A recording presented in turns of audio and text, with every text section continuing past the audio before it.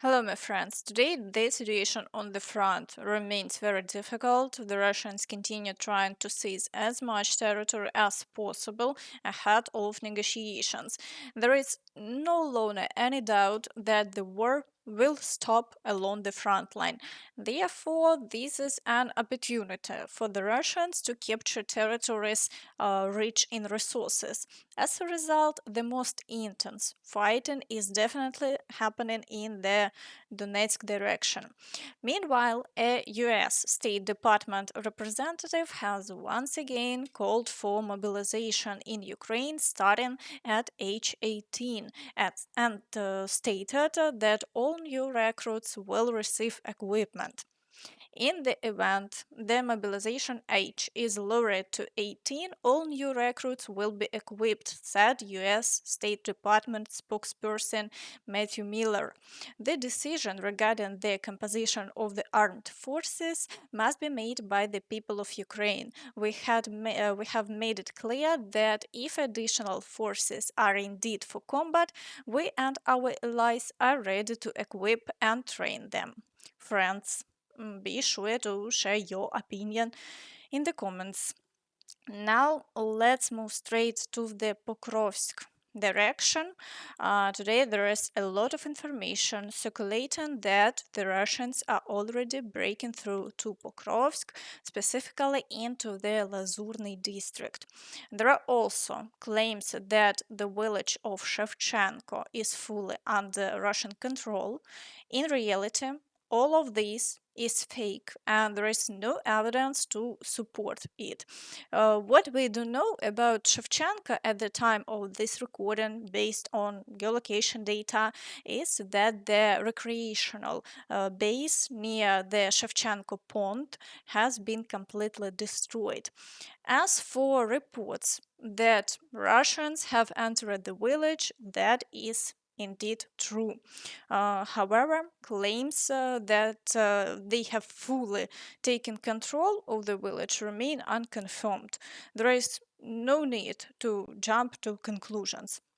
Soldiers on the ground report that only part of the village of Shevchenko has fallen under Russian control, possibly referring to the area near the pond. Other reports suggest that Ukrainian forces have retreated from the village, but the Russians haven't managed to solidify their positions there. The Russians occupied the settlement of Shevchenko near Pokrovsk. A small part of the settlement remains in the gray zone, but only because it's a kill zone for the Russians and our forces aren't there. As we can see, the Russians don't yet fully control the village, but the fact that the Ukrainian forces had to retreat appears to be true. For now, we'll wait to see how events unfold and watch for changes on the map. However, this is undeniably a critical stronghold. If the defense here collapses, the Russians will start breaking through toward Pokrovsk. Meanwhile, fighting continues for Novotroitske, the villages of Pushkine, Zelene, Dachinske, Lysivka, Promень, and Myrolюбівка. The Russians are still making sporadic gains here, and unfortunately, stopping the advance has proven extremely difficult. If it's true that the Ukrainian forces have retreated from Shevchenko, the distance to the outskirts of Pokrovsk is approximately 2 kilometers and 700 meters. Overall, the situation is seriously deteriorating. And the situation in the direction of Kurakhove is also far from simple. The Russians are approaching to final stretch. Kurakhove is nearly completely captured, and the Russians are already advancing toward the village of Dachne. If they manage to establish a foothold there, the front line will nearly level out to the villages of Zelenivka and Rozliv. Defending this area is becoming increasingly difficult. The intensity of Russian assaults remains extremely high. In the direction of Velyka Novosilka, fighting continues around the areas of Blagodatne, Novosilka, and Novoandriivka. So far, there have been no new advances by the Russians here, but the activity remains high, and the situation in Velyka Novosilka is very difficult. New assaults on the city are expected in the near future. In the Zaporizhzhia direction, the Russians are attempting to break through across the fields near the village of Novoandriivka. Shelling also continues, but they have had no successes, and the large-scale Russian offensive that Ukrainian experts have discussed still hasn't materialized. In the Kherson direction, the Russians continue their attempts to break through to the islands near Hola, Prystan, and Nova Kakhovka. The situation there remains difficult as Russian forces maintain high activity levels. However, all their groups are currently being repelled and the front line remains unchanged. The Russians also continue shelling the right bank, but this has brought them no success. Now shifting to the Toretsk direction, Russian forces are maintaining the offensive activity and are already attempting to break through to Shcherbynivka. Fighting also continues for Leonidivka, Toretsk, and Alisivka. It's clear that the Russians are pushing hard to breach their defenses here in order to capture this critical stronghold.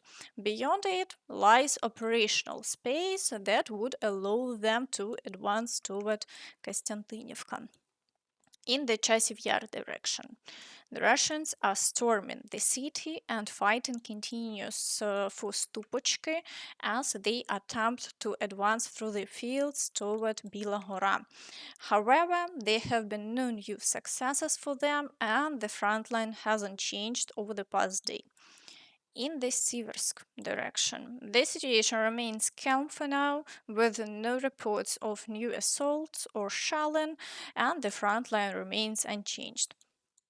In the Lyman direction, the Russians are actively storming Terne, Yampolivka, and Zarychne while striking at Lyman itself. However, they have had no success along the front line and the situation remains unchanged. In the Borova direction, the Russians are attacking Novotroitske, Zelený High, and Kopanke, with increased activity to the south near the village of Kharkivka.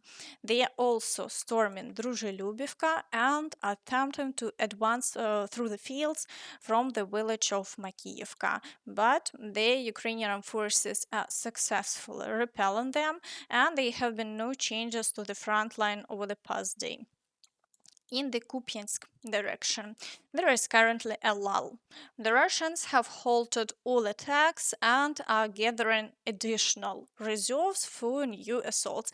These assaults will inevitably come since they have already reached the outskirts of Kupiansk and now require substantial reserves to storm the city. In the Kharkiv direction, the Russians continue offensive operations aiming to at least create a buffer zone with their ultimate goal being to reach Kharkiv.